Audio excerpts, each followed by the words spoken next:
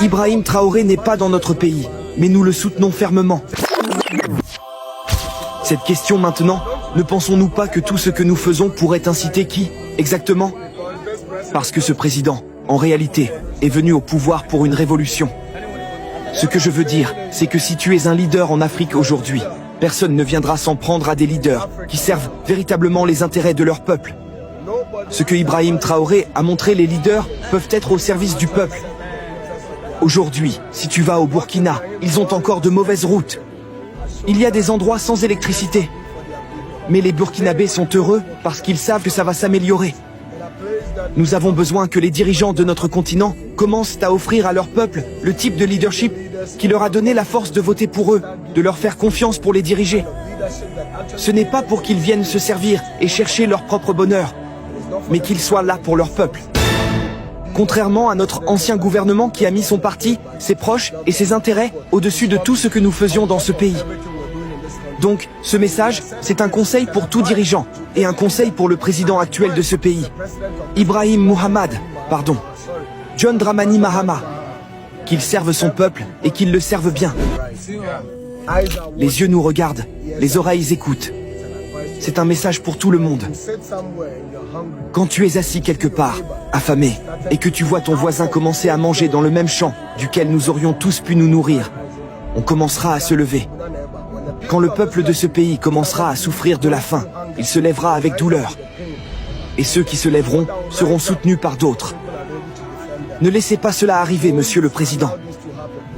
Dirigez votre peuple pour leur bien, et non pour celui de vos partis politiques, ou de vos intérêts personnels, et ceux de vos enfants. À ceux qui posent ces questions comme « Ne pensez-vous pas que cela pourrait inciter beaucoup de gens à se soulever ?» Ce n'est pas ça qui va inciter qui que ce soit. C'est lorsque les dirigeants cessent de penser à leur peuple. Nous avons besoin de leadership. Et quand tu commences à diriger comme un vrai leader, et qu'on veut t'attaquer pour ça, ce ne sera pas seulement le Ghana et quelques-uns qui soutiendront le président John Dramani Mahama. La jeunesse se lèvera pour te défendre. La jeunesse d'Afrique se lèvera pour te défendre. La jeunesse des Caraïbes et du monde entier, tant que tu es un homme noir, nous te défendrons comme nous défendons aujourd'hui Ibrahim Traoré. Ibrahim Traoré n'est pas dans notre pays, mais nous le soutenons fermement. Parce qu'il ouvre la voie pour nous montrer que l'Afrique peut être dirigée par des Africains. Et que ce sera une bonne chose. Nous avons besoin de plus d'Ibrahim Traoré parmi nous. Mais la peur, oui, la peur de l'impérialisme, des cercles impérialistes, c'est ce qui nous maintient dans cette peur.